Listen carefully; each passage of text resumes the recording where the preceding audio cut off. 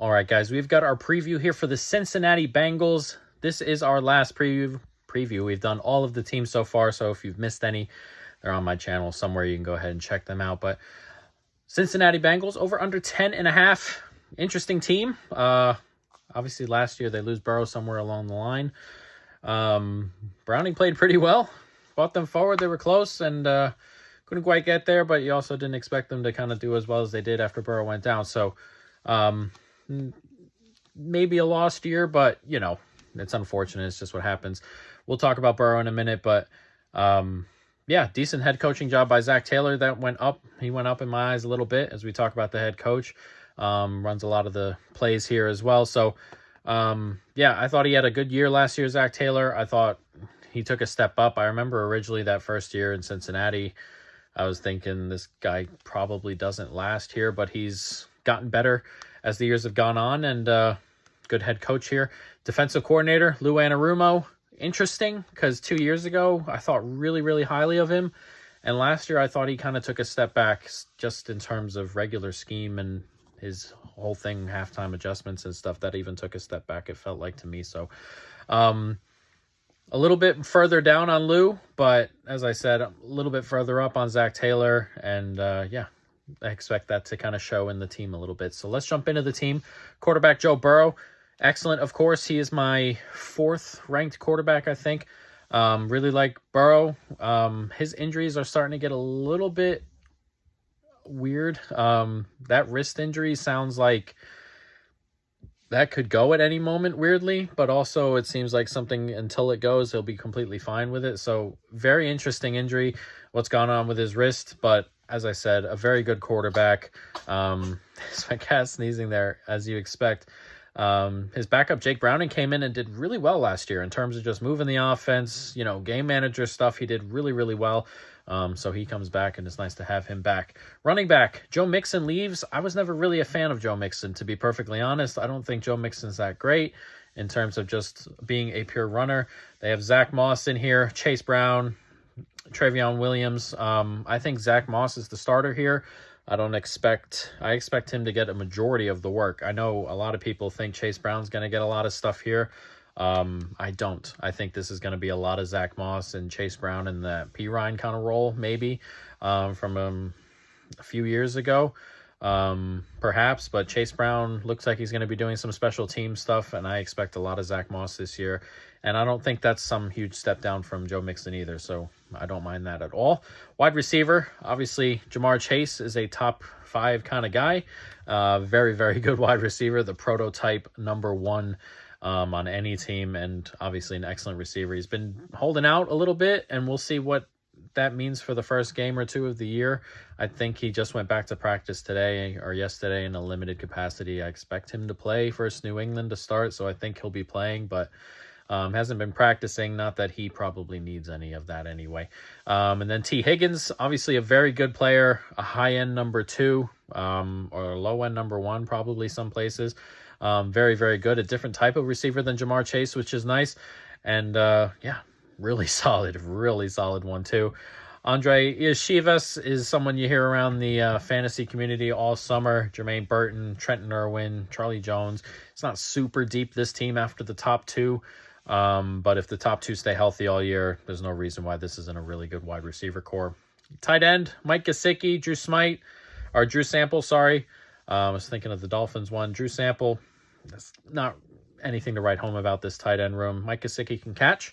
And I think he's a decent receiving tight end and probably hasn't shown statistically during his career what I think his talent could show.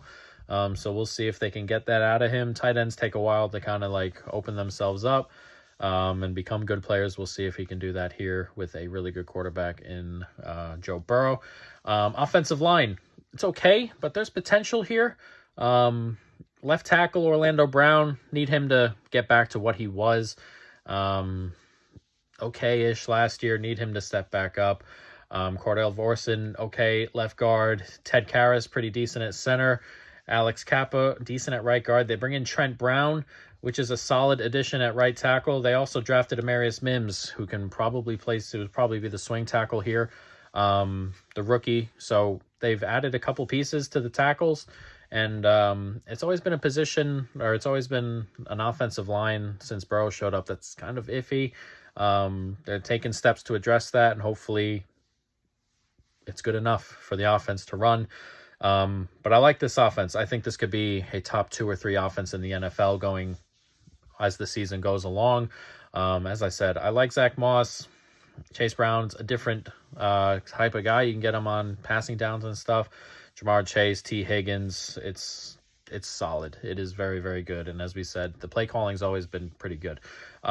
Defense, this is where it falls off a little bit, just roster-wise. DJ Reader's gone. They bring in Sheldon Rankins, Chris Jenkins. BJ Hill is okay. It's a step down. Losing DJ Reader and having this group here is definitely a step down. Trey Hendrickson on the edge. He's very good.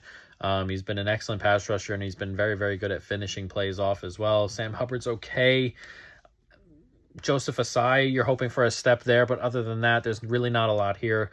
So it's kind of an average D-line. Trey Hendrickson, hopefully Asai takes a step, and then the interior is just solid at best. So don't love the D-line.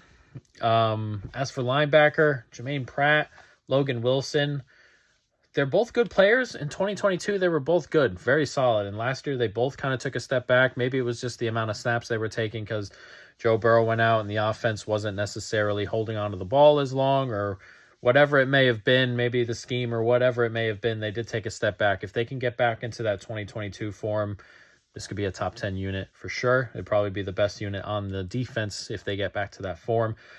Safety, interesting. Jordan Battle was really good last year, but also safety play in general was kind of down. Never really had a good partner. They bring in Geno Stone. Von Bell is back to help the unit, so hopefully that unit takes a step, just having a competent player next to Jordan Battle. Corner is interesting. Mike Hilton was really good last year. Taylor Britt is a really solid corner. We'll see if they can take a step from DJ Turner. He's got the tools, sometimes even too fast for his own good, but a meaningful step forward there from DJ Turner, and all of a sudden the secondary looks pretty good. You get better safety play and, a big jump from a young corner on the outside there. So there's potential in this unit, but as of this moment in time, it's not a great unit. So the defense is a step down. I think they can be scored on. I think they can be run on. And it's interesting because the offense is going to be good, but there's a world here where they're in a decent amount of shootouts. So we'll see going forward. Let's jump into the schedule. We'll talk about that. It's a lot easier than it was last year. New England at home to start, then at Kansas City, and then Washington and at Carolina. So even losing at Kansas City, which is, is still a game. That game probably closes 3.5. I would think 3.5, 4, or 3.5, 4. It probably closes in that area. It'll be a tight game. And then you get New England, Washington at home, and at Carolina. Those are 3 games you're probably thinking they're going to win. Baltimore at home is tight, tough. And then at the Giants, at Cleveland, home to Philly. It's a tough stretch, but should beat the Giants. And then a division opponent in Cleveland, home to Philly, is tough. And then Vegas at home is winnable, at Baltimore, at the Chargers before their bye. So 2 road games in a row before their bye. Kind of a down spot in that Charger place too, which is not ideal. And then after the bye, Pitt, at Dallas, at Tennessee is not easy, but winnable. And then Cleveland, Denver, at Pitt. And those last 3 are winnable. So there are wins on the schedule for sure. Las Vegas at home. Pittsburgh at home, you would think. At the Giants, at Carolina, Washington, New England. I mean, we're talking about 5 or 6 wins you like. And then you're going to be in every game. You're a very good team. You're going to be in every game. But, there are winnable games at Tennessee, at the Chargers, even though that's kind of a down spot, at the Giants, as we said. So it's a team that can win every game, as we said. They're a very good football team, but just surefire wins. There are plenty of those on the schedule too. So over under 10.5 is probably set in a pretty decent spot. I have attacked a different market here with this team, and it's Zach Moss. And I I think these numbers are way too low, so we've had to go with them here. Zach Moss over 700.5 rushing yards at -150, a $1 bet. 1,000 plus rushing yards at plus 280, a 10-cent bet. 6 plus TDs at -150, a 50-cent bet. And then 10 plus TDs at plus 550, a 10-cent bet. Really like this. I think he's the starter. I think he's getting a bulk of the carries. As I said, Chase Brown being on special teams is not something you want to see if you're a Chase Brown kind of guy. And Zach Moss can do it all. And he's quietly built a decent career for himself over the last couple of years. He's found a home where he's going to be the one, and I think he shows out a little bit here. And we're talking about 700.5 yards for a starter if he's the starter, quote unquote. If he will be the starter, we're talking about just if he gets bulk, and I think he does. So we're going to take some shots on Zach Moss there. And there we go. And that is our Cincinnati Bengals preview.